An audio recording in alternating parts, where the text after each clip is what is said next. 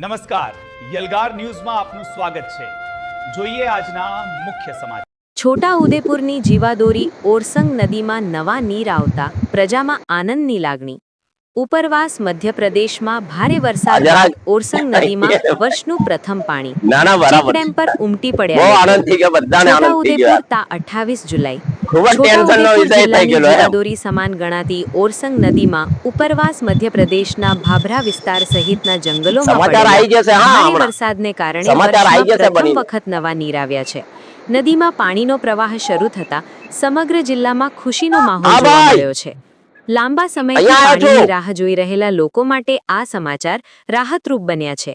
છોટાઉદેપુર નગર સહિત આસપાસના વિસ્તારોમાં પીવાના પાણીનો મુખ્ય આધાર ઓરસંગ નદી છે। આશરે 35,000ની વસ્તીને પાણી પૂરું પાડતી આ નદીમાં નવા નીર આવતા પાણીની સમસ્યાના ઉકેલની આશા પણ મજબૂત બની છે।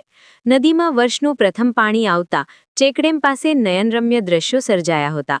ઘૂઘવાતો પાણીનો પ્રવાહ અને ખળખળ વહેતી નદીના મનમોહક દ્રશ્યો નિહાળવા મોટી સંખ્યામાં લોકો પરિવાર સાથે ઉમટી પડ્યા હતા। અનેક લોકોએ આ યાદગાર પળોને પોતાના મોબાઈલમાં કેદ કરી સોશિયલ મીડિયામાં પણ શેર કરી હતી।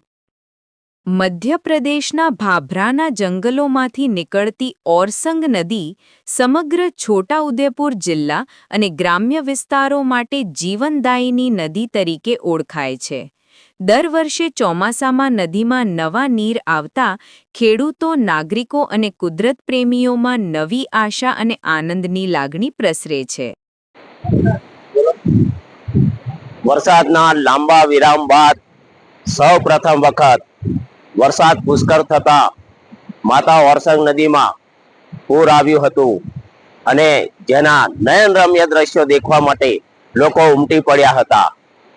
છોટાઉદેપુર નગરની 35,000 વસ્તીને પૂરું પાણી પડી જશે એવો વિશ્વાસ લોકમાતાએ આપ્યો છે અને ખૂબ લાંબા વિરામ બાદ વરસાદ થતા લોકોની લાગણીમાં ખૂબ જ આનંદ, ઉત્સાહ અને આનંદ છવાયો છે। વધતા કે જે ચેક ડેમ પર જે લોકો ઉમટી પડ્યા એના નયનરમ્ય દ્રશ્યો જોઈને ભાવ વિભોર થયા હતા। છોટાઉદેપુર નગરની 35,000 વસ્તી તેમજ આજુબાજુના ગામડાના લોકો ઉમટી પડ્યા હતા અને ભાભરાના જંગલમાંથી વહેતી માં ઓરસંગ નદીમાં પુષ્કળ પાણી આવતા ખરેખર ખૂબ જ સુંદર દ્રશ્યો દેખાયા હતા અને લોક લાગણીમાં આનંદ વિભોર થયા હતા।